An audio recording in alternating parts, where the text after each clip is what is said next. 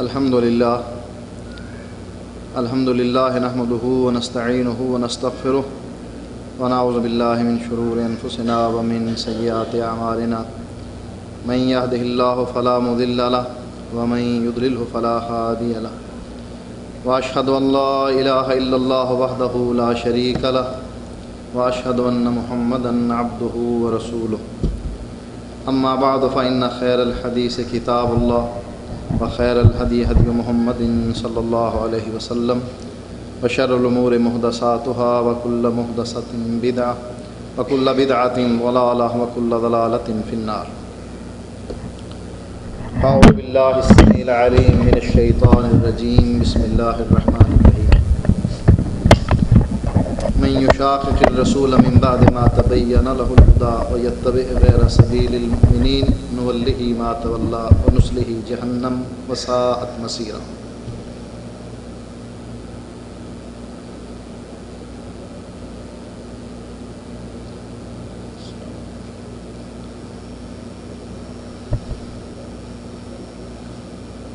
جب دو شخصیتوں میں مقابلہ مقصود ہو تو دونوں شخصیتوں کو ہم پلہ بنانے کی کوشش کی جاتی ہے، بلکہ بعض دفعہ ایسا بھی ہوتا ہے کہ کم تر درجے کی شخصیت کو اونچے درجے پر بٹھا دیا جاتا اور اونچے درجے والی ہستی کو نیچے کر دیا جاتا، چاہے اس سے ایمان کا بیڑا غرق ہو جائے یا مسئلہ حلال سے حرام میں تبدیل ہو جائے.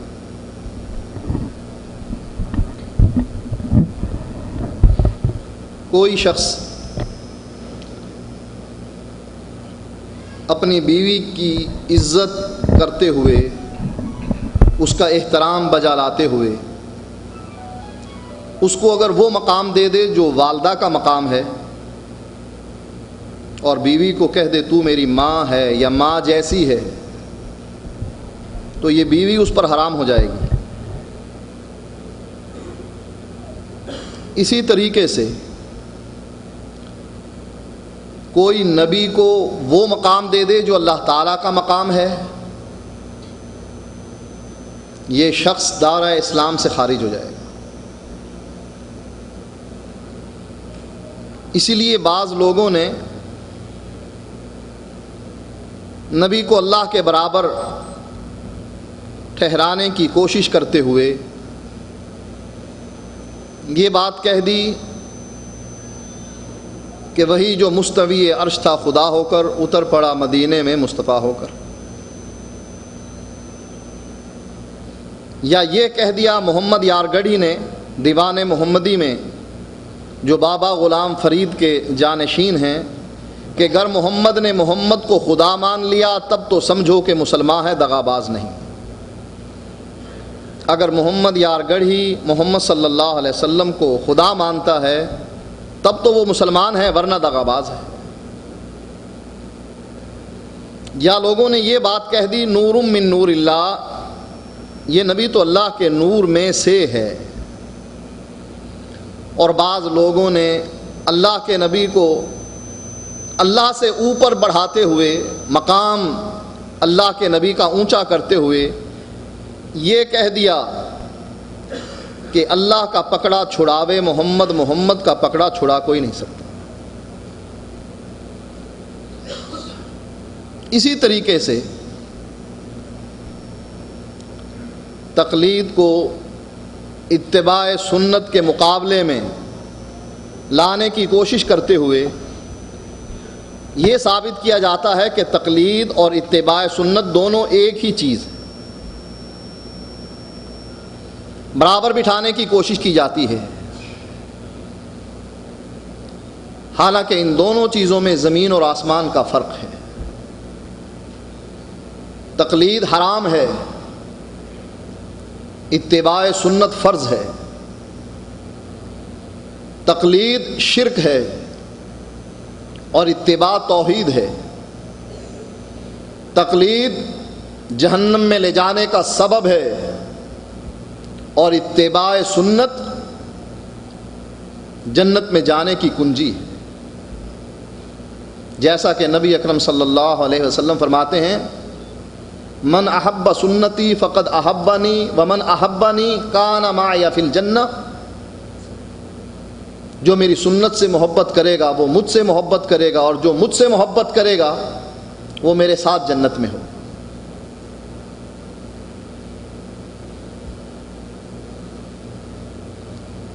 اب بدقسمتی یہ ہے کہ جو لوگ تقلید کے دعوے دار ہیں، اصل میں وہ اپنے اس دعوے میں جھوٹے ہیں۔ نام زبان سے تقلید کا لیتے ہیں، عمل نہیں کرتے۔ عمل اپنی خواہشات پر کیا جاتا ہے۔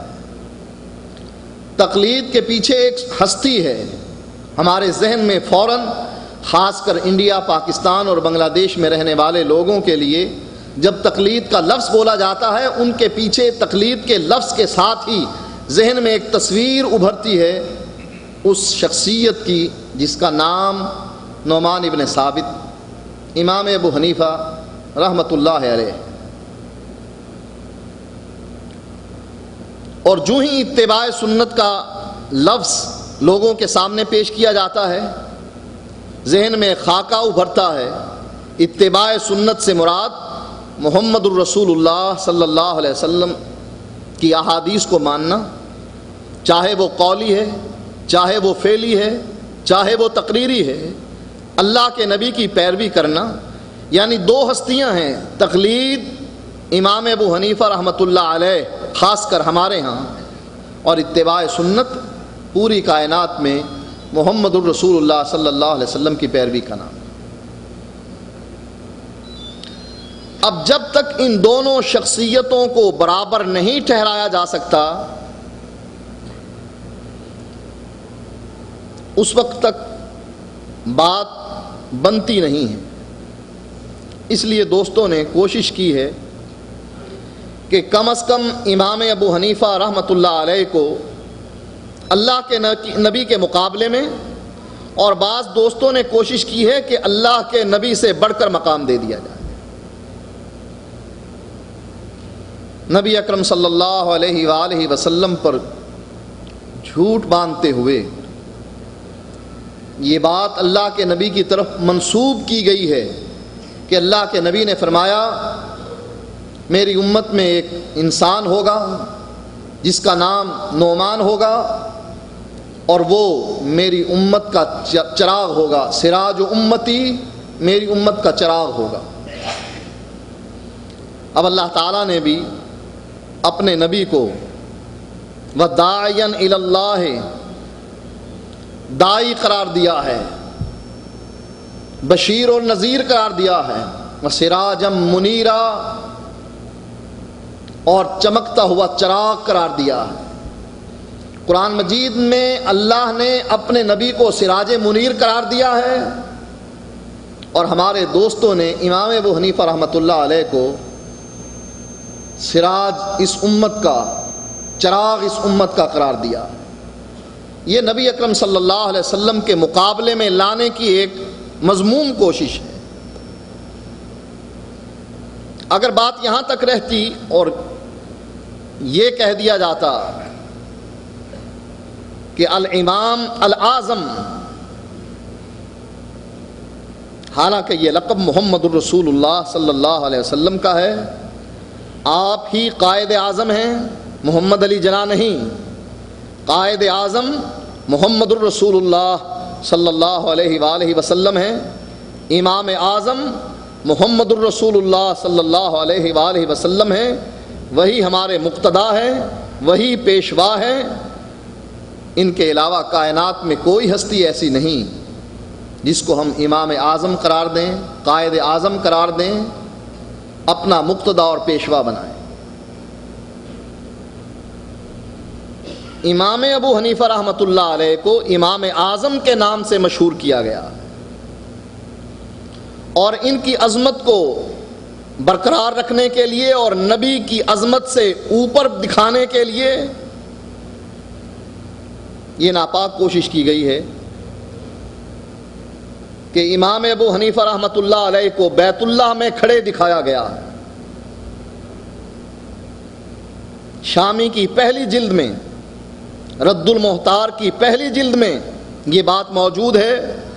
مصنف لکھتا ہے کہ امام ابو حنیفہ رحمۃ اللہ علیہ بیت اللہ میں کھڑے ہیں، قرآن مجید کی تلاوت کر رہے ہیں، ایک ٹانگ پر کھڑے ہو کر عبادت کر رہے ہیں۔ آدھا قرآن آدھی رات میں ایک ٹانگ پر کھڑے ہو کر ختم کیا، اور باقی آدھا قرآن دوسری ٹانگ پر کھڑے ہو کر ختم کیا۔ ندائی اے نعمان، تو نے عبادت کا حق پورا کر دیا۔ اس کے نتیجے میں جا، میں نے تجھ کو جنت میں بھیجا، اور صرف یہی نہیں کہ تو جنتی ہے، جو بھی تیرے پیچھے چلنے والا ہے سب کے سب جنتی۔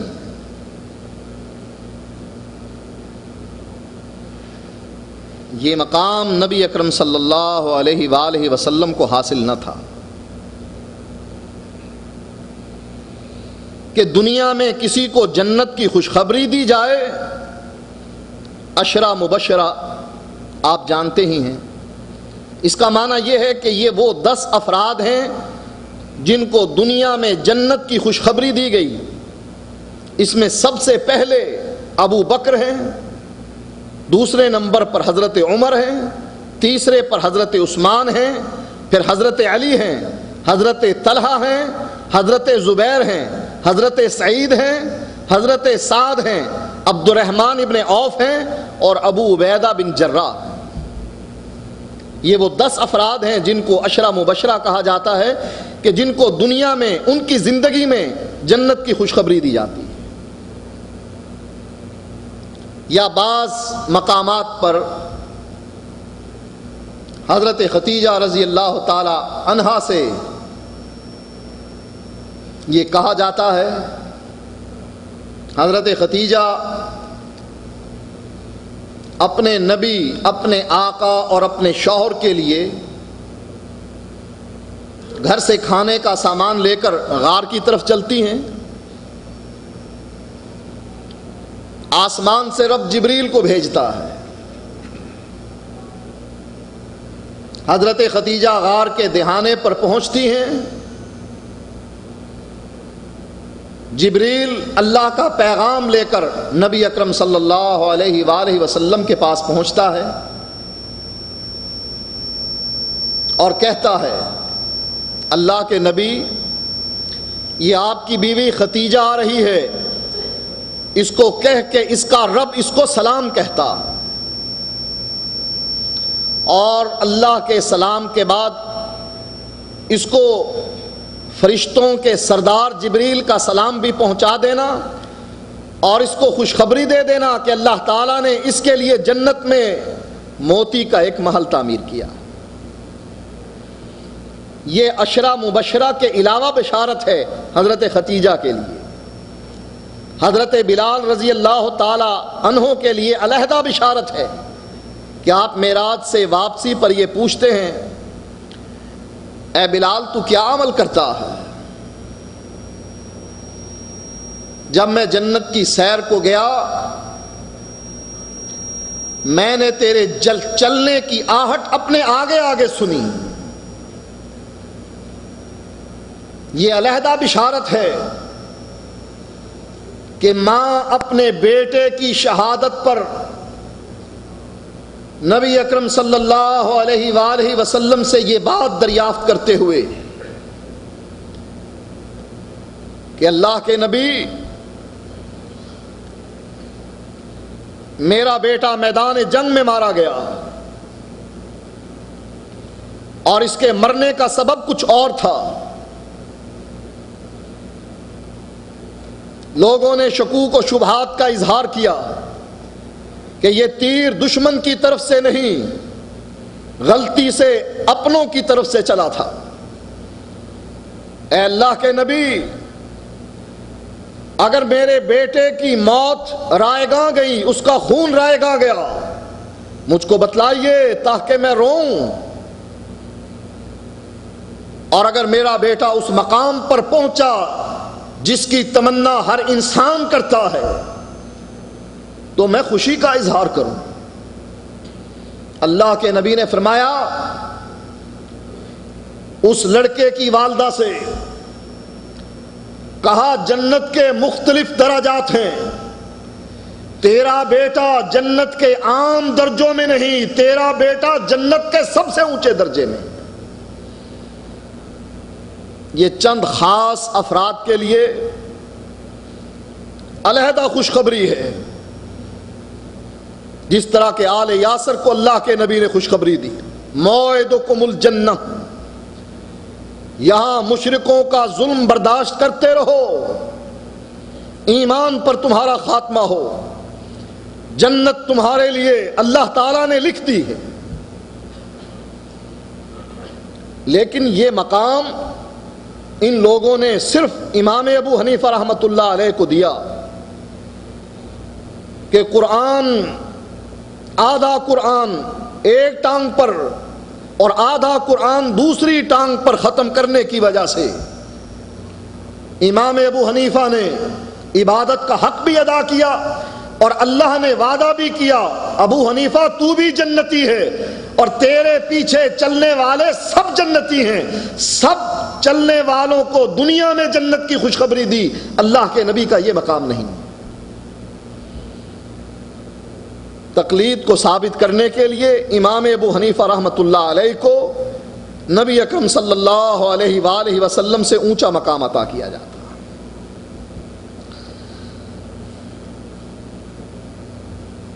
اور بدقسمتی سے یہ چوری کھانے والے مجنوں ہیں، خون دینے والے نہیں۔ کتاب ہے خلیل احمد سہارنپوری کی، اور کتاب کا نام ہے المہند علی المفند، اور اس کا پہلا سوال ہے اور پہلے سوال کا پہلا جواب ہے، جس میں خلیل احمد سہارنپوری، جس کی کتاب پر 60 سے زائد علماء کے دستخط موجود ہیں کہ یہ عقائد ہمارے ہی عقائد ہیں، پہلے سوال کے جواب میں خلیل احمد سہارنپوری اور ان کا ٹولہ یہ جواب دیتے ہوئے لکھتا ہے کہ ہم صرف فروع میں امام ابو حنیفہ کی تقلید کرتے ہیں، عقیدے میں امام ابو حنیفہ کی تقلید نہیں کرتے۔ امام اعظم ہیں، سراج و حاضح الامہ ہیں، ان کو دنیا میں جنت کی خوشخبری ملی، ان کو ہی نہیں بلکہ ان کے پیچھے چلنے والے سارے مقلدین کو ان کے بقول جنت کی خوشخبری ملی۔ کہتے ہیں عقیدے میں ہم امام ابو حنیفہ کی تقلید نہیں کرتے، صرف مسائل میں، فروع میں امام ابو حنیفہ کی تقلید کرتے ہیں کہ امام ابو حنیفہ جب فرماتے ہیں کہ اگر کوئی اپنی محرمات سے نکاح کرتا ہے، حق زوجیت بھی ادا کرتا ہے، امام ابو حنیفہ فرماتے ہیں اس پر کوئی حد نہیں، ہم کہتے ہیں یہ مسئلہ امام ابو حنیفہ کا قبول ہے۔ جب امام ابو حنیفہ فرماتے ہیں پتہ نہیں فرمایا یا نہیں فرمایا، یا یار لوگوں نے ان پر الزام تھوپ دیے، تہمتیں لگا دیں، بہتان باندھ دیے، معلوم نہیں تاریخ میں کتنے ابو حنیفہ گزرے ہیں۔ یہ کس کا قول ہے؟ آیا نعمان ابن ثابت کا قول ہے یا کسی اور کا قول ہے؟ ہدایہ جس کے بارے میں اپنی کتاب میں یہ لکھتے ہیں کہ ان الہدایۃ کالقرآن، ہدایہ قرآن کی مانند ہے، جس طرح قرآن نے اپنے سے پہلے آسمان سے اترنے والی ساری کتابوں کو منسوخ کر دیا، ہدایہ نے اپنے سے پہلے لکھی گئی تمام کتابوں کو منسوخ کر دیا۔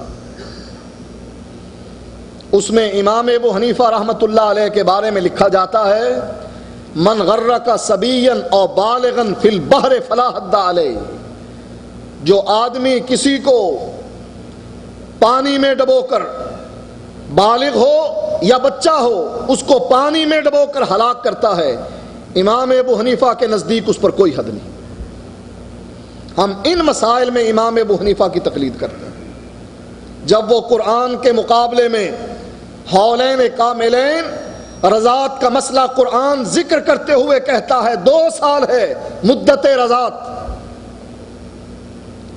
لیکن ہدایہ کا یہ قول پیش کر دیا جاتا ہے مدت رضاعت 2 سال نہیں، امام ابو حنیفہ کے نزدیک 2.5 سال ہے۔ وہ ہدایہ جس میں انگور اور کھجور کی شراب کے علاوہ چاہے وہ مکئی سے بنے، چاہے وہ گندم سے بنے، چاہے وہ شہد سے بنے، کسی چیز کی شراب بنائی جائے اور اس شراب کو اتنا پیا جائے 9 پیالے شراب کے پی لیے جائیں، اگر نشہ نہ آئے تو امام ابو حنیفہ کے مذہب میں یہ حلال ہے، حرام نہیں۔ یہ مسئلہ ہم امام ابو حنیفہ کا ضرور مانتے ہیں کہ اگر کوئی چور چوری کرنے کی غرض سے اپنے گدھے کو لے کر کسی کے گھر میں داخل ہو جائے،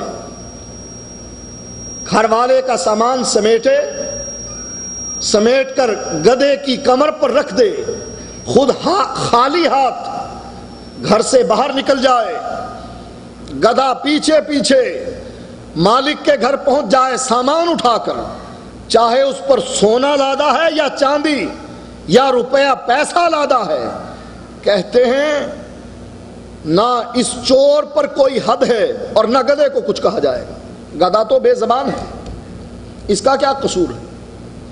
کہا جو یہ چور گھر میں گیا ہے یہ تو خالی ہاتھ گیا ہے، خالی ہاتھ واپس پلٹا ہے، کچھ بھی نہیں لایا، جو کچھ اٹھایا مالک کے گھر میں اٹھا کر اس گدھے پر رکھا جو مالک کے گھر میں موجود تھا، خالی ہاتھ واپس گھر پہنچتا ہے۔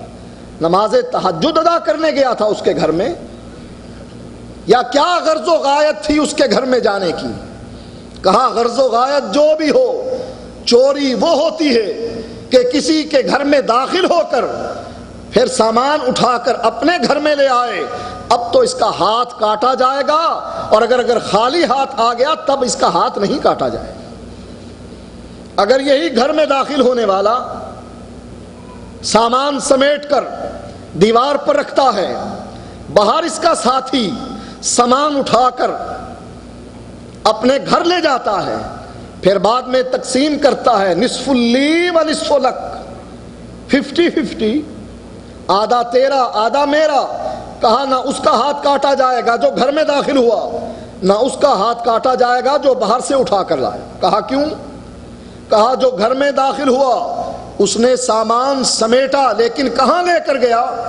مالک مکان کی دیوار پر رکھ دیا، لہذا چوری نہیں، اور جو باہر کھڑا تھا چونکہ وہ گھر میں داخل نہیں ہوا لہذا چوری نہیں، باہر سے اٹھایا، چوری تب بنتی جب گھر میں داخل ہوتا، لہذا دونوں کوئی حد نہیں کسی پر، نہ اس پر نہ اس پر۔ کہا یہ مسئلہ ہم امام ابو حنیفہ کا ضرور مانتے ہیں، اور وہ مسئلہ جو عقیدے سے تعلق رکھتا ہے بعد میں آنے والے ابو الحسن اشعری اور ابو منصور ماتریدی، اس کا مسئلہ ان کے مسائل عقیدے میں اصول میں ان کے مانتے ہیں، امام ابو حنیفہ رحمۃ اللہ علیہ کی تقلید عقائد میں اصول میں نہیں کرتے ہیں۔ کیوں؟ آخر اس کی کیا وجہ؟ اس لیے کہ امام ابو حنیفہ رحمۃ اللہ علیہ کا عقیدہ صحیح تھا، اور امام صاحب فرماتے ہیں ایک مسئلے کا تذکرہ کرتے ہوئے جو میرے اس عقیدے کو نہیں مانتا جو اللہ کی کتاب سے ثابت ہے وہ میرا نہیں، وہ میرا ہی نہیں بلکہ دائرہ اسلام سے خارج ہے، اور وہ مسئلہ عام مسئلہ ہے، ہمارے ہند و پاکستان میں کسی سے پوچھو اللہ کہاں ہے، عام آدمی جواب دے گا اللہ ہر جگہ پر ہے. اور علماء جواب دیں گے اللہ کہیں بھی نہیں، اللہ لا مکان ہے. لا مکان کا معنی کوئی مکان نہیں اس کا. کہا کیوں؟ کہا لا محدود ہے.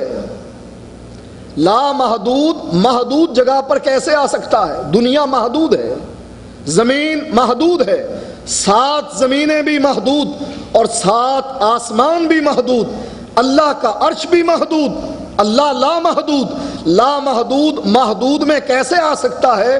یہ ہماری عقل کے خلاف ہے، ہماری کھوپڑی میں یہ مسئلہ آتا نہیں، منطق اس کو مانتی نہیں. لہذا یہ عقیدہ بنا لیجئے اللہ لا محدود ہے، اللہ لا مکان ہے، کوئی مکان نہیں اس کا. اور جو اس سے آگے بڑھتے ہیں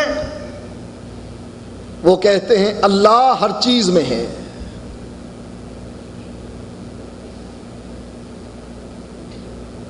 اور جو اس سے آگے بڑھتے ہیں وہ کہتے ہیں ہم سب اللہ کی مختلف شکلیں ہیں، ہم ہی نہیں، سور، کتا، انسان، حیوان، نباتات، جمادات، چرند، پرند، سب اللہ کی مختلف شکلیں ہیں.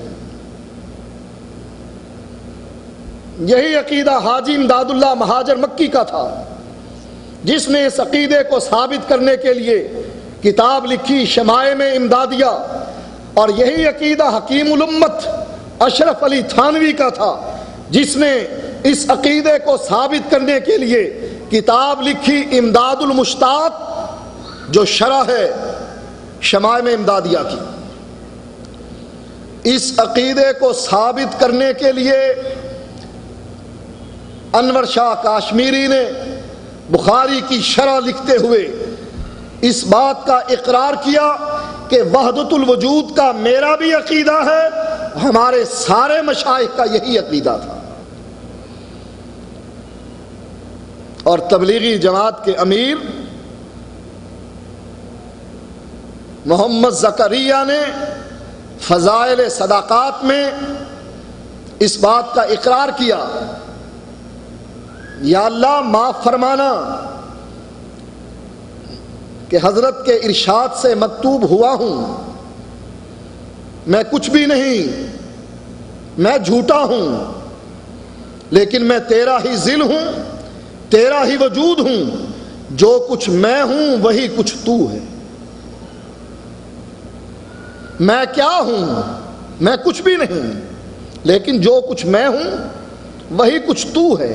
میں جھوٹا ہوں، نعوذ باللہ. کیا یہ کہا جائے گا کہ اللہ بھی جھوٹا ہے؟ جو کچھ میں ہوں، یا اللہ میں باپ ہوں کسی کا؟ کیا کہا جائے گا؟ لم یلد ولم یولد. یا کہا جائے گا کہ اللہ بھی کسی کا باپ ہے، مریم کا شوہر ہے، عیسیٰ کا باپ ہے، اللہ کا رشتہ دار ہے؟ جو کچھ میں ہوں وہی کچھ تو ہے. میں بھوکا ہوں، میں ننگا ہوں، میری معاشی ضروریات ہیں. یا اللہ میں اور تو خود شرک در شرک ہیں.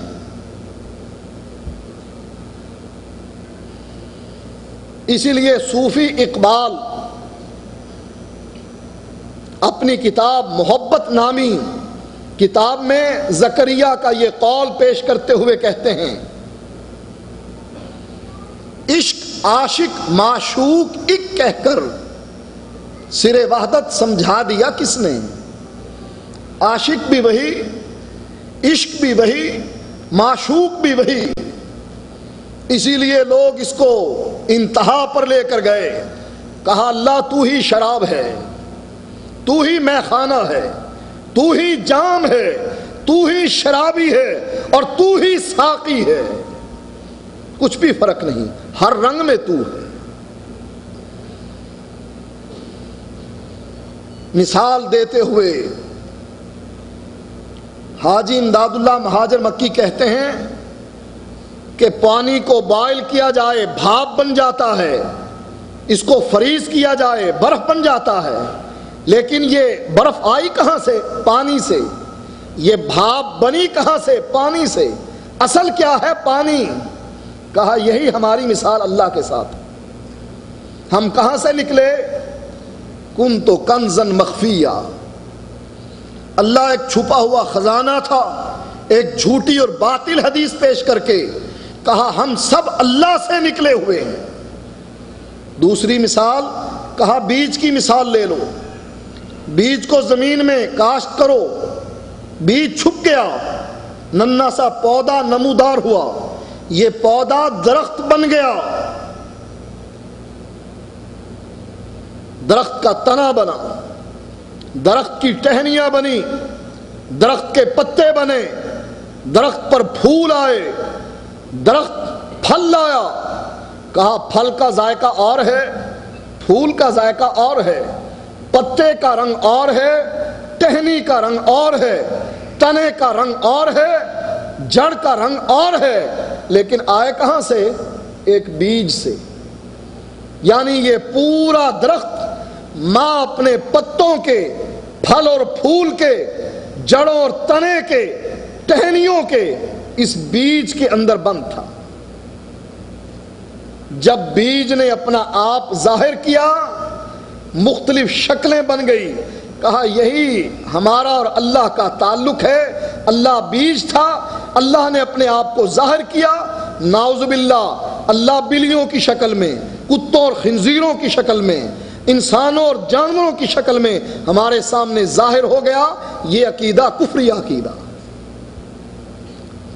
اب امام ابو حنیفہ کی تقلید عقیدے میں کیوں نہیں کرتے؟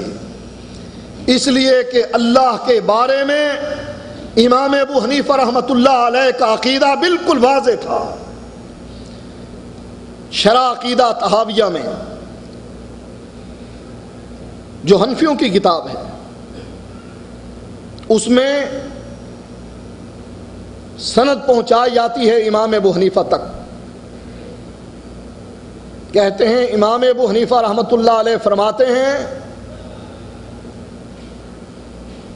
کہ جو آدمی یہ کہے مجھ کو معلوم نہیں اللہ عرش پر ہے یا اللہ زمین پر ہے، مجھے معلوم نہیں اللہ کہاں ہے، کہا جس آدمی کا یہ عقیدہ ہے وہ آدمی دائرہ اسلام سے خارج ہے۔ کہا کیوں؟ کہا اس لیے کہ اللہ قرآن میں کہتا ہے ثم استوى علی العرش، اللہ عرش پر مستوی ہے۔ اور جو اللہ کی اس آیت کو نہیں مانتا، قرآن کی اس آیت کا انکار کرتا ہے، چاہے قرآن کی 114 سورتوں کا انکار کیا جائے، وہ بھی دائرہ اسلام سے خارج ہے، اور جو ایک آیت کا انکاری ہے وہ بھی دائرہ اسلام سے خارج ہے، بقول امام ابو حنیفہ رحمۃ اللہ علیہ کے۔ امام ابو حنیفہ کی تقلید عقیدے میں کیوں نہیں کی جاتی؟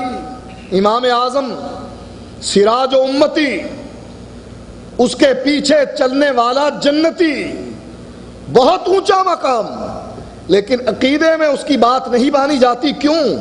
اس لیے کہ اس کا عقیدہ کتاب و سنت سے ثابت ہے، اور جن عقائد کو یہ تھامے ہوئے ہیں، سنبھالے ہوئے ہیں، اٹھائے ہوئے ہیں، عامل ہیں، حامل ہیں، وہ عقائد نہ اللہ کے قرآن سے ثابت ہے نہ محمد الرسول اللہ کے فرمان سے ثابت ہے۔ میرا یہ موضوع نہیں کہ میں ان کے عقائد پر گفتگو کروں، ورنہ محنت کھلی ہوئی کتاب ہے۔ کہا ولیوں سے فیض کے ہم قائل ہیں، ولیوں کے سینوں سے فیض، باطنی فیض حاصل کرنے کے قائل ہیں، ان کی زندگی میں اور ان کے مرنے کے بعد ان کی قبروں سے بھی فیض کے قائل ہیں۔ کیا فرق رہا بریلی اور دیوبند میں؟ کیا فرق رہا احمد رضا کے ماننے والے اور قاسم نانوتوی کے پیچھے چلنے والوں میں؟ وہ بھی یہی کہتے ہیں، تم بھی یہی کہتے ہو۔ یہ موضوع نہیں، موضوع یہ ہے کہ دعویٰ یہ کیا جاتا ہے کہ ہم حنفی ہیں، اور امام ابو حنیفہ کو عقیدے اور اصول میں پیچھے بٹھا دیا جاتا ہے کہ عقیدے میں تیری بات نہیں مانی جائے گی، ہاں اگر تو یہ کہے کہ کوئی تشہد میں بیٹھ کر سلام پھیرنے کی بجائے زور سے ہوا خارج کر دے اس کی نماز پوری ہو جائے گی، تمت صلاتہ، تیری یہ بات تو مانیں گے، لیکن اگر تو یہ کہے اللہ عرش پر مستوی ہے تیری بات نہیں مانیں گے۔ یہ دوستی ہے یا دشمنی؟ یہ محبت پیار ہے، الفت ہے، عقیدت ہے یا منافقت ہے، دوغلی پالیسی ہے؟ نام زبان سے امام ابو حنیفہ کا لیتے ہیں اور تقلید ابو منصور کی کرتے ہیں یا ابو الحسن کی کرتے ہیں۔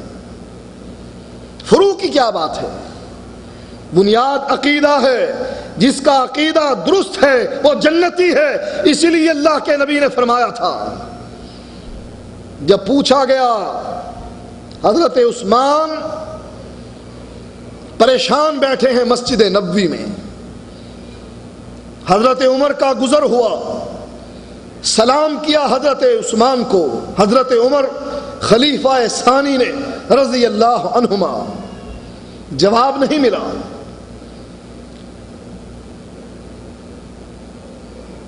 شکایت خلیفے کو کی، کہا بھائی کو سلام کیا، بھائی نے میرے سلام کا جواب نہیں دیا، بجائے اس کے کہ خلیفہ حضرت عثمان نبی کے داماد ذو النورین، جس کو اللہ کے نبی نے جنت کی کئی مرتبہ بشارتیں دیں، بجائے اس کے کہ اس کو طلب کیا جاتا، خلیفہ خود چل کر داماد رسول ذو النورین کے پاس پہنچتا ہے، عثمان تیرے بھائی نے تجھ کو سلام کہا اور تو نے اپنے بھائی کے سلام کا جواب نہیں دیا، اس کا سبب کیا ہے؟ کہا عمر نے مجھ کو سلام نہیں کہا۔ حضرت عمر کہنے لگے اللہ کی قسم ہے عثمان میں نے تجھ کو سلام کہا۔ کہا عمر پھر میں تیرے سلام کو سن نہ سکا۔ کہا ابو بکر نے عثمان آخر وجہ کیا ہے؟ تیرے کان صحیح و سالم ہیں، آخر اس کی وجہ کیا ہے کہ تو اپنے بھائی کا سلام نہ سن سکا؟ کہا ابو بکر اللہ کے نبی فوت ہو گئے اور میں ان کی وفات سے پہلے ان سے یہ پوچھنا بھول گیا کہ اللہ کے نبی ہماری نجات آخر کس نقطے پر ہوگی۔ ابو بکر کہنے لگے عثمان خوش ہو جاؤ کہ میں نے اللہ کے نبی سے اس مسئلے کو دریافت کر لیا تھا، یہ بات پوچھ لی تھی کہ اللہ کے نبی آخر ہماری نجات کس نقطے پر ہوگی۔ حضرت عثمان کہنے لگے ابو بکر اللہ کے نبی نے کیا فرمایا تھا؟ کہا عثمان اللہ کے نبی نے کہا تھا کہ وہ کلمہ جو میں نے اپنے چچا ابو طالب کے سامنے پیش کیا، جس آدمی نے اس کلمے کا اقرار کر لیا وہ جنتی ہے۔ بنیاد عقیدہ ہے، فروع نہیں۔ اگر ساری عمر ایک شخص کو رفع الیدین کی حدیث نہیں ملی، تحقیق کے باوجود، جستجو کے باوجود اور نیت خالص ہونے کے باوجود، اگر ساری عمر رفع الیدین اور آمین کی حدیث نہیں ملی، لیکن اس کا عقیدہ یہ تھا کہ اللہ میرا الہ ہے اور محمد صلی اللہ علیہ وآلہ وسلم میرے آقا اور پیشوا ہیں، ان کا اسوہ حسنہ میرے لیے نمونہ ہے، اگر اس کا یہ عقیدہ تھا، حدیث پر عمل نہ بھی ہوا، اللہ سے امید ہے وہ پھر بھی جنتی ہے۔ لیکن نبی کا چچا ہے اور نبی سرہانے بیٹھا اور کہہ رہا ہے یا ام قل لا الہ الا اللہ احاج لک بہ عند اللہ، چچا ایک مرتبہ زبان سے لا الہ الا اللہ کہہ دے، پھر میں جانوں میرا رب جانے، پھر جنت تیرے لیے ہے۔ اور چچا اموت علی دین عبد المطلب یہ کہتے ہوئے مر رہا ہے اور نبی اس کے غم میں دیوانہ ہوا ہے اور جبریل وحی لے کر اتر رہا ہے اور اللہ اپنے نبی کو یہ درس دے رہا ہے، انک لا تہدی من احببت ولکن اللہ یہدی من یشاء۔ نبی تو جس سے محبت کرتا ہے تو اس کو ہدایت نہیں دے سکتا، رب جس کو چاہے روم سے آنے والے سہیب کو ہدایت دے دے، حبشہ کے غلام بلال کو ہدایت دے دے، ابو سفیان ساری زندگی نبی سے لڑتا رہا، آخری عمر میں اس کو ہدایت دے دے۔ بات عقیدے کی ہے، فروع کی کوئی بات نہیں۔ اگر عقیدہ درست ہے انشاءاللہ کمی کوتاہی اللہ ویسے ہی معاف کر دے گا، اور اگر نہیں تو سزا ملنے کے بعد آخر کار اس عقیدے والے کے لیے جنت ضروری ہے۔ عقیدے والا دائمی جہنمی نہیں ہے۔ اس لیے ہم پوچھتے ہیں اب امام اعظم کی تقلید عقیدے میں کیوں نہیں کرتے؟ اب آئیے نفس مسئلہ کی طرف کہ تقلید ہے کیا۔ ہمارے اس سعودی عرب میں بعض علماء کے فتاوے موجود ہیں کہ عامی کے لیے تقلید واجب ہے، ضروری ہے، عامی کسی نہ کسی عالم کی تقلید کرے، لیکن یہ تقلید ہے کیا؟ عامی کا مفتی سے مسئلہ پوچھنا تقلید نہیں۔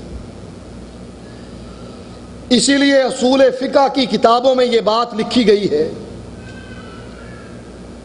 اللہ کے قرآن کو ماننا تقلید نہیں، والرجوع الی النبی صلی اللہ علیہ وسلم، نبی کی حدیث کو تسلیم کرنا تقلید نہیں، والاجماع لیس منہ، اجماع تقلید نہیں، قضل عامی الی المفتی والقاضی الی العدول، اگر عامی مفتی سے مسئلہ پوچھے یا گواہوں کو قاضی بلا لے تب بھی تقلید نہیں، لیکن عرف عام میں کسی عام آدمی کا مولوی اور مفتی سے مسئلہ پوچھنے کے بعد یہ کہا جاتا ہے کہ یہ شخص فلاں کا مقلد ہے، عرف میں یہ بات حقیقت نہیں۔ ہمارے ہاں جو بعض فتاوی موجود ہیں کہ عامی کسی امام کی تقلید کرے، وہ تقلید عرفی تقلید ہے، لیکن حقیقی تقلید کیا ہے کہ کسی آدمی کی بات ماننا، قبول و قول الغیر من غیر حجہ، کسی آدمی کی بات ماننا جو نہ اللہ کے قرآن میں ہو، نہ نبی کی حدیث میں ہو، نہ اس پر اجماع ہو، اور نہ وہ مسئلہ اجتہادیہ ہو، کسی آدمی کی وہ بات ماننا جو حجج شریعہ میں نہ ہو، اس کو تقلید کہا جاتا۔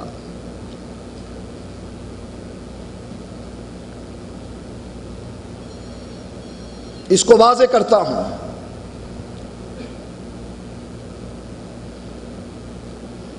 تجلی میں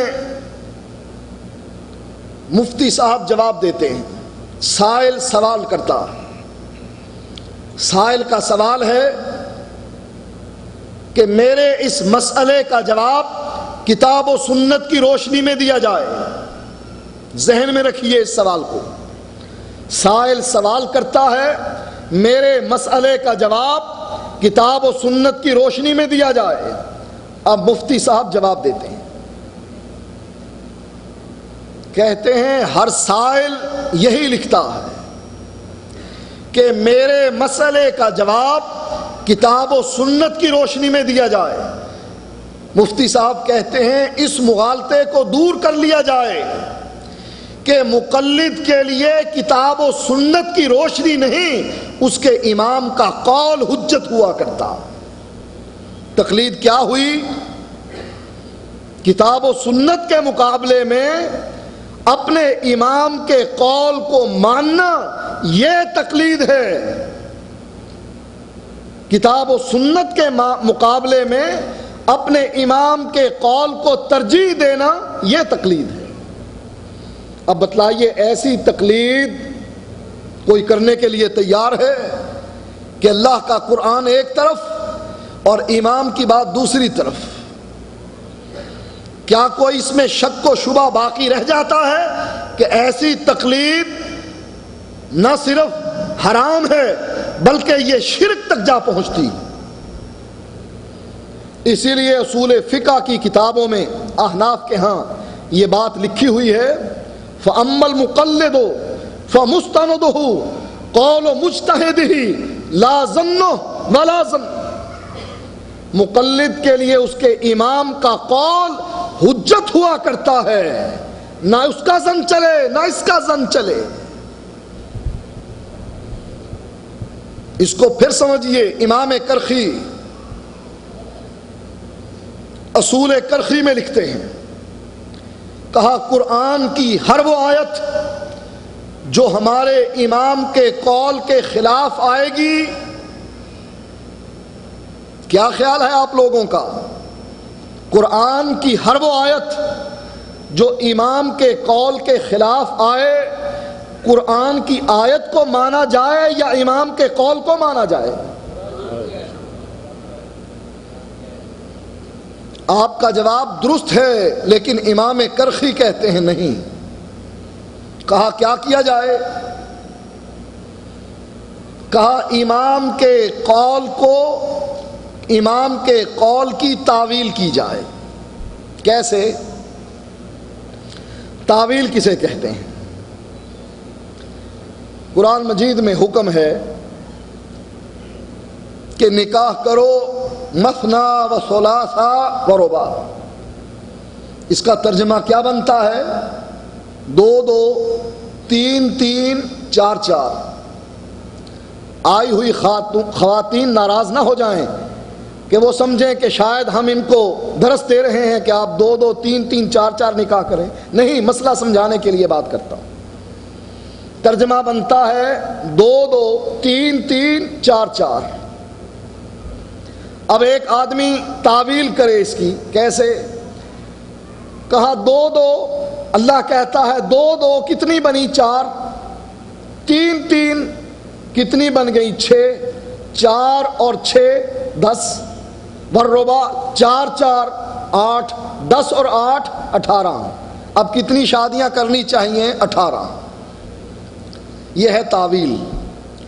امام کرخی کہتے ہیں قرآن کی آیت کی تعویل کی جائے، اس کے معنی کو بگاڑا جائے، اپنے امام کے قول کے مطابق کیا جائے۔ قرآن کی اس آیت کو، امام کے قول کو اونچا بٹھایا جائے اور قرآن کی آیت کو نیچے لگایا جائے۔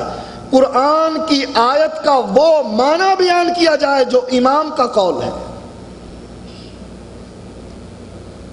خود نہیں بدلتے، قرآن کو بدل دیتے۔ کہا اگر یہ مجبوری حائل ہو جائے کہ قرآن کی یہ آیت اپنے معنی میں اتنی صریح ہو کہ تعویل ممکن نہ ہو، پھر کیا کیا جائے؟ کہتے ہیں پھر کہہ دیا جائے قرآن کی یہ آیت منسوخ ہے۔ کیوں منسوخ ہے؟ اس لیے کہ ہمارے امام کے قول کے خلاف اتری ہے۔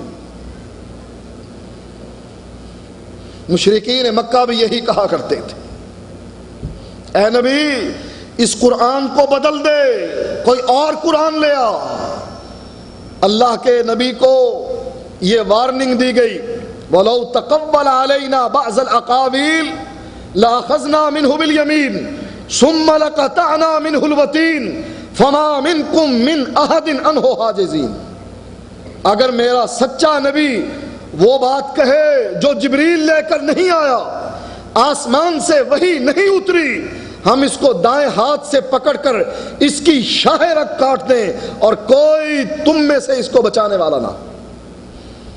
کہا قرآن کو بدل دو اس لیے کہ ہمارے امام کے قول کے خلاف اتر آیا۔ کہا اسی طرح حدیث کا آپریشن کیا جائے۔ اگر حدیث امام کے قول کے خلاف آئی ہے، کیا کیا جائے؟ کہا تعویل کی جائے۔ حدیث صریح ہے، اللہ کے نبی رفع الیدین کرتے رہے، کہا اس کی تعویل کرو، بغلوں میں ابتدائے اسلام میں ظالموں نے ظلم بھی کیا تو ابتدائے اسلام کے مسلمانوں پر ظلم کیا۔ ابتدائے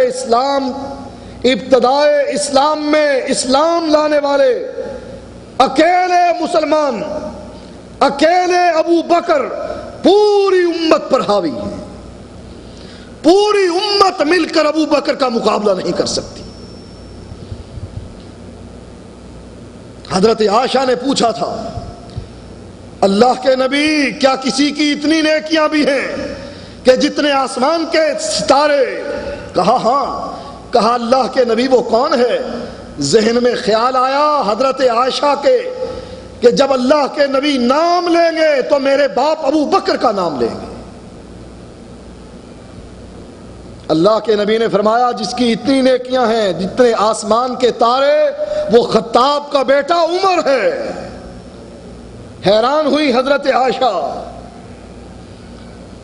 پوچھا اللہ کے نبی این حسنات ابی بکر، میرے باپ کی نیکیوں کا کیا بنا؟ نہ اس نے دن دیکھا، نہ رات دیکھی، نہ چین دیکھا، نہ مال دیکھا، سب کچھ قربان کر دیا۔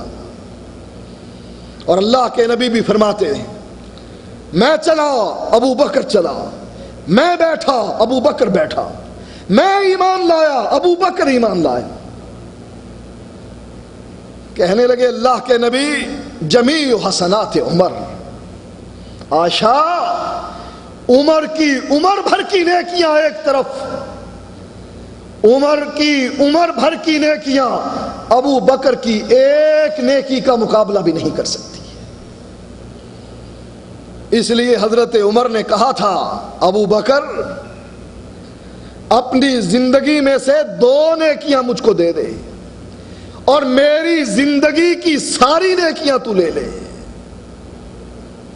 صرف 2 نیکیاں۔ عمر بھر کی کمائی اللہ کے نبی کے بقول ایک نیکی کا مقابلہ نہیں کر سکتی، اور عمر جستجو کر رہے ہیں 2 نیکیاں دے دے، زندگی بھر کی کمائی لے لے۔ اور ظالموں نے ابتدائے اسلام میں اسلام لانے والے مسلمانوں کے بغلوں میں بت دے دیے۔ کہا رفع الیدین اس وقت کی جاتی تھی جب ابتدائے اسلام میں لوگ بت بغلوں میں لے کر آیا کرتے تھے، منافق لوگ بغلوں میں بت لے کر آیا کرتے تھے۔ ابتدائے اسلام میں ایمان لانے والے ابو بکر ہیں، عمر ہیں، عثمان ہیں، علی ہیں، طلحہ ہیں، زبیر ہیں، سعید اور سعد ہیں، عبد الرحمن ابن عوف ہیں، ابو عبیدہ بن جراح، یہ عشرہ مبشرہ، حضرت بلال، حضرت صہیب، حضرت خدیجہ رضوان اللہ علیہم اجمعین، ان کی بغلوں میں بت دے دی۔ منافق تو مدینے میں جا کر پیدا ہوئے، یہ ہے تعویل۔ کہا اللہ کے نبی نے بعد میں چھوڑ دی تھی، کہاں لکھا ہوا ہے چھوڑ دی تھی؟ کہا لال کتاب میں لکھا ہوا۔ وہ لال کتاب کہاں ہے؟ کہا خضر لے کر دریا میں غرق ہو گئے، ان کے ان صندوقوں میں بند ہے جو خضر نے دریا میں رکھے ہوئے ہیں۔ مہدی آئیں گے اور صندوق نکالیں گے، پھر وہ کتاب آئے گی، پھر اس میں وہ حدیث پڑھیں گے کہ اللہ کے نبی نے آخری عمر میں چھوڑ دی تھی۔ یہ ہے تعویل۔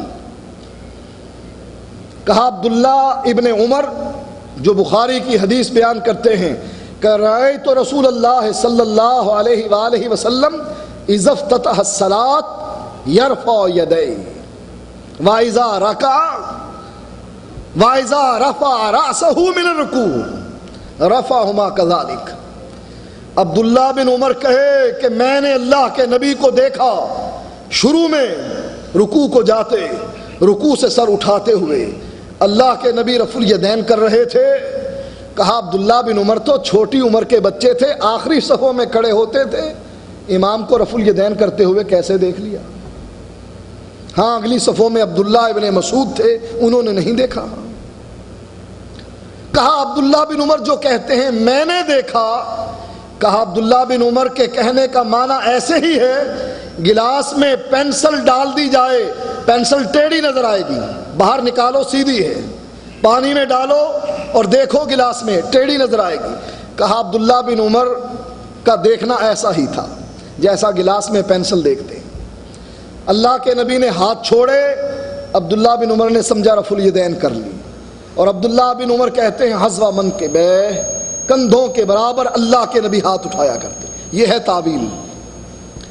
کہا نبی کی حدیث کی تعویل کرو، اور اگر نبی کی حدیث صریح ہو کہہ دو نبی کی یہ حدیث منسوخ۔ یہ ہے تقلید کہ امام کے قول کو ترجیح دی جائے اور نبی کی حدیث کو پیچھے ہٹا دیا جائے۔ اور اتباع کیا ہے؟ عبداللہ بن عمر اپنے گھر سے چلے، میقات پر پہنچے،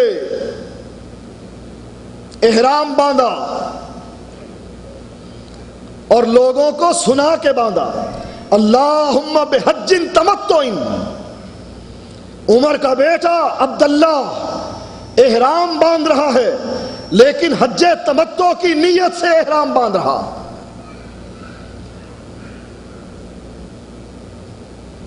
لوگوں نے کہا ابو کا یمنا و انت تتمتع، تیرا باپ تو حج تمتع سے منع کیا کرتا تھا اور تو حج تمتع کی نیت سے احرام باندھتا ہے۔ تقلید کیا ہے؟ کہ اپنے باپ کی بات کو مان لیا جائے۔ میرا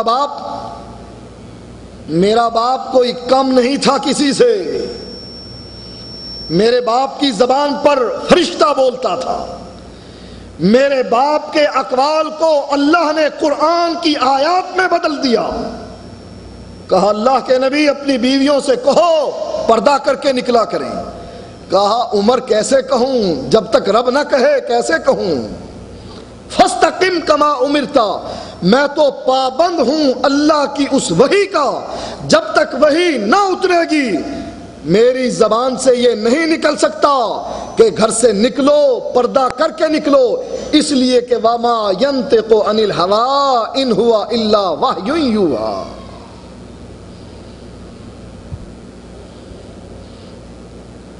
حضرت عمر کی رائے کو رب نے قرآن کی آیات میں بدل دیا اور حکم مل گیا یدنین علیہن من جلابیبہن، گھر سے نکلو تو عمر کی رائے کے مطابق اپنی اوڑھنیوں کو اپنے چہروں پر ڈال کر نکلو، بے پردہ گھر سے نہیں نکلنا۔ میرا باپ کوئی کم درجے کا تھا؟ پوچھا ابو بکر بدر کے قیدیوں کا کیا کیا جائے؟ کہا اللہ کے نبی رشتہ دار ہیں، اللہ کے نبی عباس بھی آیا آپ کا چچا، اور اللہ کے نبی اپنے صحابہ سے کہہ رہے ہیں میرے چچا کی رسیوں کو ذرا نرم کر کے باندھنا، چچا کی تکلیف کی وجہ سے مجھے تکلیف پہنچتی ہے۔ اللہ کے نبی آپ کا چچا بھی آیا، آپ کے رشتہ دار بھی، ہمارے رشتہ دار بھی، کیا کیا جائے؟ اللہ کے نبی ان کو معاف کر دیا جائے، جن کے پاس طاقت ہے ان سے جزیہ لے لیا جائے۔ اللہ کے نبی بیت المال میں مال جمع ہوگا ہمارے کام آئے گا، جن کے پاس مال نہیں وہ ہماری اولاد کو پڑھا جائے۔ عمر تمہارا کیا خیال ہے؟ کہا اللہ کے نبی میرا خیال پوچھتے ہو تو 2 تلوار ابو بکر کو اور 2 تلوار عثمان کو اور 2 تلوار میرے ہاتھ میں، اور ہم کو کہو اپنے رشتہ داروں کی گردنیں اپنے ہاتھوں سے اتارو۔ الحب فی اللہ والبغض فی اللہ، ایمان کا پتہ تب لگے گا جب اپنے باپ کی گردن کو بیٹا اتار رہا ہے۔ اللہ کے نبی نے فرمایا میرا ابو بکر ابراہیم جیسا نرم اور میرا عمر نوح جیسا سخت۔ کہا فیصلہ دے دیا۔ اللہ کے نبی کے پاس 2 راستے تھے، چاہے ابو بکر کی بات مانتے چاہے عمر کی بات مانتے، حالات کا تقاضا یہ تھا کہ بات عمر کی مانی جاتی، لیکن تقدیر کا فیصلہ یہ تھا کہ بات ابو بکر کی چلتی۔ اسی لیے اللہ نے قرآن میں کہا لولا کتاب من اللہ سبق، اگر یہ اس سے پہلے لکھ نہ دیا گیا ہوتا، یہ بات گزر نہ گئی ہوتی کہ فیصلہ تم نے ابو بکر کی رائے کے مطابق کرنا ہے اور ان سے مال لینا ہے، فدیہ لینا ہے، فدیہ لے کر ان کو چھوڑنا ہے، آزاد کرنا ہے، اگر یہ پہلے بات گزر نہ گئی ہوتی، حالات کا تقاضا عمر کی رائے تھی اور تقدیر ابو بکر کی رائے تھی، نبی نے فیصلہ تقدیر پر دیا، کہا ابو بکر کی رائے نافذ کر دو۔ آسمان سے وحی اتر آئی، کہا اگر رب نے یہ فیصلہ نہ کر لیا ہوتا تمہیں معاف کرنے کا، لمسکم فیما اخذتم عذاب عظیم، جو کام تم نے کیا اس پر رب کا بہت بڑا عذاب اترتا۔ قرآن کی آیت کے اترنے کے بعد اللہ کے نبی رو رہے ہیں، ابو بکر پریشان ہیں، آنکھوں سے آنسو رواں ہیں۔ حضرت عمر آئے، آ کر پوچھنے لے اللہ کے نبی کیوں رو رہے ہیں، مجھ کو بتلاؤ تاکہ آپ کی اتباع میں بھی روؤں۔ کہا عمر آج اللہ کا عذاب میں نے اتنا قریب دیکھا جتنا یہ درخت قریب ہے، اور عمر اگر آج اللہ کا عذاب اترتا روئے زمین پر سرائے تیرے کوئی نہ بچتا۔ میرا باپ کوئی کم درجے کا تھا، جب میرے باپ نے حج تمتع سے منع کیا میں بھی حج تمتع نہیں کرتا۔ یہ ہے تقلید، اور اتباع کیا ہے؟ سائل سے پوچھا امر ابی یتبع امر رسول اللہ صلی اللہ علیہ وسلم، ایک طرف میرے باپ کی بات ہے اور دوسری طرف مدینے والے کی بات ہے، عرب کے بادشاہ کی بات ہے، ابو بکر اور عمر کے داماد کی بات ہے، عثمان و علی کے سسر کی بات ہے، فاطمہ کے باپ کی بات ہے، حسن اور حسین کے نانا کی بات ہے، بلال کے آقا کی بات ہے، امر ابی یتبع امر رسول اللہ صلی اللہ علیہ وسلم۔ میرے باپ کی بات چلے گی یا محمد الرسول اللہ کی بات چلے گی؟ نبی کی حدیث کے مقابلے میں میرے باپ کی بات حجت نہیں، یہ ہے اتباع، اور وہ ہے تقلید کہ نبی کی حدیث کے مقابلے میں عمر تو چھوڑیے، ایک عام انسان، صحابی نہیں، نہ بدری نہ احد والا، نہ جنگ خندق میں شرکت کرنے والا، نہ بیعت رضوان میں حصہ لینے والا، نہ فتح مکہ میں شریک، ایک عام آدمی فارسی النسل، اس کی بات کو اتنا بڑھایا جائے کہ اللہ کے نبی کی بات کو چھوڑ دیا جائے۔ کہا ہم حنفی ہیں، ہم دیوبندی ہیں، پھر ہم نقشبندی ہیں، پھر قادری ہیں، پھر چشتی ہیں، پھر سہروردی ہیں، پھر حیاتی ہیں، پھر مماتی ہیں، اور اس کے بعد قیامت تک پتہ نہیں کیا کیا بنیں گے۔ اب یہ فرق آپ نے دیکھ لیا تقلید اور اتباع میں، اور جیسا کہ میں نے درمیان میں کہا تھا کہ تقلید کا حکم کیا ہے، ان کے بقول تقلید واجب ہے، اور ہمارے نزدیک جو تقلید کی جاتی ہے حقیقت میں، عرف عام میں نہیں، کیونکہ مسئلہ پوچھنا تقلید نہیں، کیوں؟ اس لیے خود کہتے ہیں کہ مسئلہ پوچھنا اس لیے تقلید نہیں کہ قرآن کی آیت دلیل ہے، فَاسْأَلُوا أَهْلَ الذِّكْرِ إِن كُنتُمْ لَا تَعْلَمُونَ، اللہ خود کہتا ہے مسئلہ پوچھو۔ جب اللہ کہتا ہے تو تقلید کیسے؟ تقلید تو تب بنے گی قبول و قول الغیر من غیر حجہ، کہ اس کی بات دلیل نہ ہو، اس کی بات تو دلیل ہے، فَاسْأَلُوا، لہٰذا یہ مسئلہ پوچھنا تقلید نہیں۔ تقلید کیا ہے؟ کسی کی وہ بات ماننا جو نہ اللہ کے قرآن میں نہ محمد کے فرمان میں، نہ اجماع امت اور نہ اجتہاد۔ ان کے نزدیک واجب، ہمارے نزدیک حرام، بلکہ شرک۔ بعض لوگ پریشان ہوں گے کہ یہ شرک کہاں سے آیا؟ اس مسئلے کو سمجھیے، مسئلہ تقلید کا، عقیدے کا مسئلہ۔ اللہ کہتا ہے ان الحکم الا للہ، کائنات میں میرے علاوہ کسی کا حکم نہیں چلتا۔ اے نبی تیرا بھی چلے گا کہ نہیں؟ کہا نبی کا حکم بھی قرآن کی اس آیت میں ذکر کر دیا گیا ہے، من یطع الرسول فقد اطاع اللہ۔ نبی کی بات ماننے والا اصل میں اللہ کی بات ماننے والا ہے۔ حکم صرف اللہ کا، شریعت بنانے والا اللہ ہے اور شریعت پہنچانے والا محمد الرسول اللہ ہے۔ شریعت بنا نہیں سکتا، وہ بات نہیں کہہ سکتا جو اللہ کی منشا کے خلاف، اور اگر کہے گا اجتہاد کرتے ہوئے، اگر کہے گا رد کر دی جائے گی۔ اللہ کے نبی نے کیا نہیں کہا؟ میں شہد نہیں پیتا، اللہ نے بات مانی؟ یا یہ پوچھا یا ایھا النبی لما تحرم ما احل اللہ لک تبتغی مرضات ازواجک؟ اے نبی جس چیز کو میں حلال کرتا ہوں تو اس کو حرام کیسے کر سکتا؟ اگر نبی وہ بات کہے جو رب کی منشا کے مطابق نہ ہو، اجتہاد تھا۔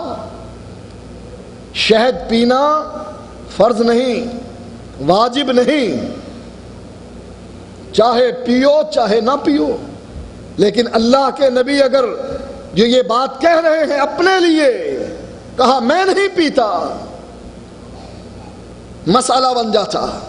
اللہ نے تردید کر دی، اے نبی یہ تیرا کام نہیں، یہ میرا کام ہے۔ نبی نے جنازہ پڑھا منافقین کے سردار کا، حضرت عمر نے منع بھی کیا۔ اللہ کے نبی یہ وہی ہے جس نے ہماری ماں طاہرہ مطہرہ عائشہ صدیقہ کے بارے میں بہتان باندھا۔ اللہ کے نبی یہ وہی ہے جو جنگ احد میں اپنے ساتھیوں کو لے کر نکلا۔ اللہ کے نبی یہ وہی ہے جس نے جنگ خندق میں مسلمانوں کے ساتھ غداری کرنے کی کوشش کی۔ اللہ کے نبی یہ وہی ہے جس نے اس موقع پر یہ کیا۔ اس کی جنازہ پڑھیں گے۔ اللہ کے نبی فرمانے لگے عمر اللہ نے کیا کہا ہے؟ استغفر لہم او لا تستغفر لہم۔ اے نبی تو اس کے لیے بخشش مانگ، ایسے لوگوں کے لیے یا بخشش نہ مانگ۔ ان تستغفر لہم 70 مرہ، ایک مرتبہ نہیں، 2 مرتبہ نہیں، 10 یا 20 مرتبہ نہیں، اگر تو 70 مرتبہ بھی اس کی بخشش کی دعا مانگے، میں نہیں بخشتا اس کو۔ یہ فیصلہ کس کا؟ رب کا۔ عمر اللہ نے مجھے منع نہیں کیا، یہی کہا ہے نہ مان یا نہ مان۔ اگر مجھے پتا ہوتا کہ رب 71 مرتبہ بخشش مانگنے پر اس کو معاف کر دیتا، میں اس کے لیے 71 مرتبہ بھی بخشش مانگتا۔ کس لیے؟ یہ عبداللہ کا باپ ہے، یہ میرے صحابی کا باپ ہے، میں نے عبداللہ کا دل رکھنا ہے۔ ابو جہل کا بیٹا مسلمان ہوا، اکرمہ، اللہ کے نبی نے فرمایا اب اکرمہ کے سامنے کوئی ابو جہل کو گالی نہ دے، اس لیے کہ گالی دینے کی وجہ سے میرے صحابی کا دل دکھے گا۔ میں اس کا جنازہ کیوں پڑھاؤں؟ میں نے عبداللہ کا دل رکھنا ہے۔ اللہ نے مجھے منع نہیں کیا، مجال مفتوح ہے، جنازہ پڑھایا۔ صرف جنازہ ہی نہ پڑھایا، اپنی قمیض اتار کر دی، وہ قمیض جس کو حاصل کرنے کے لیے صحابہ تمنا کیا کرتے تھے۔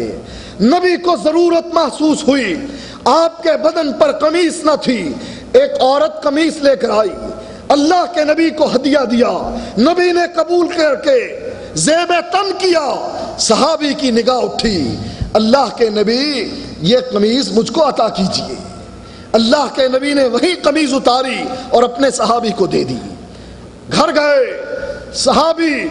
صحابہ اس صحابی سے کہنے لگے تو جانتا تھا نبی ضرورت مند تھا اس وقت قمیض کا, عورت نے ہدیہ دیا, نبی نے قبول کیا, اور تو نے نبی کی پہنی ہوئی قمیض اتروا لی, شرم نہ آئی؟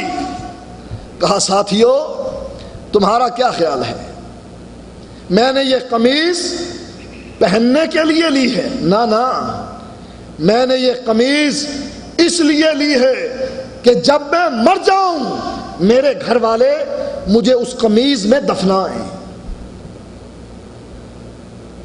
ہو سکتا ہے کہ اللہ کی رحمت کی وجہ سے, قمیض کی برکت کی وجہ سے اللہ میرے گناہوں کو معاف کر کے مجھ کو جنت میں داخل کر دے. قمیض کی تمنا صحابی کیا کرتے تھے, اور اللہ کے نبی نے قمیض اپنی اتاری, عبداللہ بن ابی کو پہنائی. صرف قمیض نہ پہنائی, اس کے منہ میں اپنا لعاب دہن داخل کیا. صرف لعاب دہن داخل نہ کیا, اس کے لیے وہ دعائیں مانگی جن دعاؤں کو سن کر ایک صحابی کہتا ہے کہ اللہ کے نبی نے جنازہ پڑھایا, صحابی کے لیے دعا کی, میرے دل میں تمنا اٹھی کاش آج کا جنازہ میرا ہوتا اور پڑھانے والے محمد الرسول اللہ ہوتے. اللہم انت اہل الوفاء والحق فاقہی من فتنۃ القبر وعذابہ.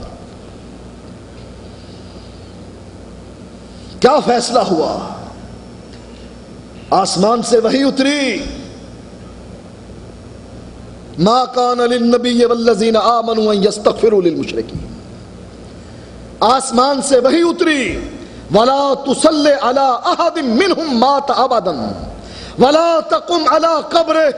اے نبی آج تو نے اس کا جنازہ پڑھایا, آج کے بعد ان لوگوں کا جنازہ پڑھانا دور کی بات ہے, ان کی قبر پر جا کر بھی کھڑے نہ ہونا. ان الحکم الا للہ فاستقم کما امرت.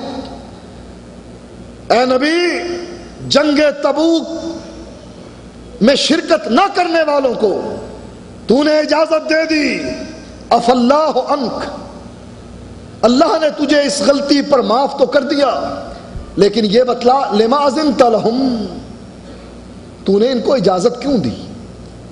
ان الحکم الا للہ, حکم صرف اللہ کا, نبی کا حکم ہم مانتے ہیں کیوں؟ اس لیے کہ اللہ کہتا ہے من یطع الرسول فقد اطاع اللہ, جو نبی کی بات مانے وہ اصل میں اللہ کی بات مانتا. من اطاع محمدا فقد اطاع اللہ.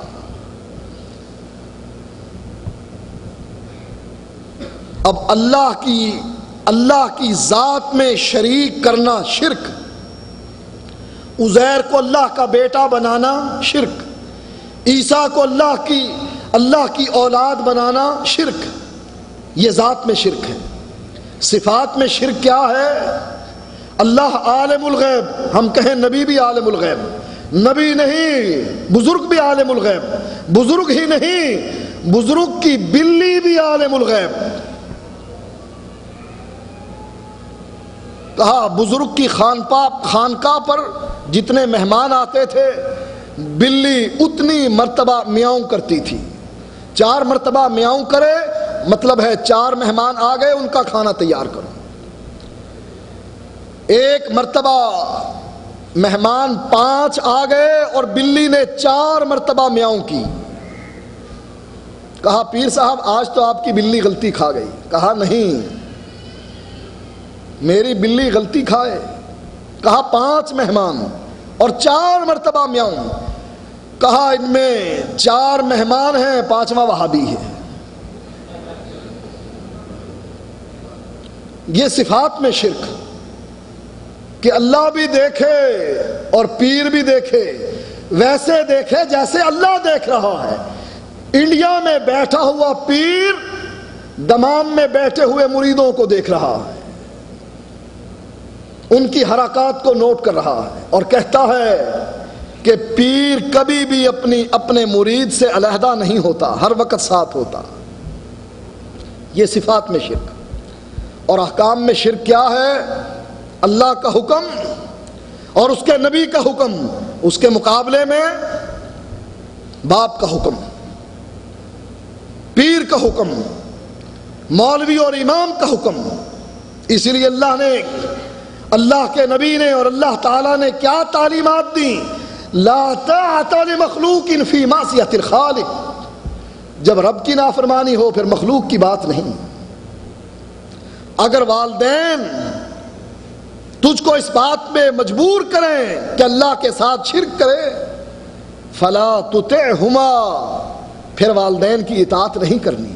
یہ ہے احکام میں شرک۔ تو تقلید ایک معنی میں احکام میں شرک تک جا پہنچتی ہے۔ اللہ سے دعا ہے کہ اللہ تعالی ہمیں اس لعنت سے محفوظ رکھے اور ہمیں توفیق عطا فرمائے کہ ہم نبی اکرم صلی اللہ علیہ وسلم کی اتباع کریں اور قرآن کی اس خوشخبری کے مصداق بن جائیں، مع النبیین والصدیقین والشہداء والصالحین، کہ جو اللہ اور اس کے رسول کی اطاعت کرے گا قیامت کے دن وہ نبیوں کے ساتھ، صدیقین کے ساتھ، شہداء کے ساتھ، صالحین کے ساتھ اللہ اس کو جنت میں داخل کرے گا۔ اللہ تعالیٰ سے دعا ہے کہ جو کچھ میں نے کہا اور جو کچھ آپ نے سنا ہمیں اس پر عمل کرنے کی توفیق عطا فرمائے، اور رمضان کے اس مہینے میں ہماری غلطیوں کو معاف فرمائے، ہماری گردنوں کو بھی جہنم سے آزاد کرے، جیسے بہت سے لوگوں کی گردنوں کو رمضان کی ان راتوں میں اللہ تعالیٰ آزاد کرتا ہے۔ وآخر دعوانا ان الحمد للہ رب العالمین۔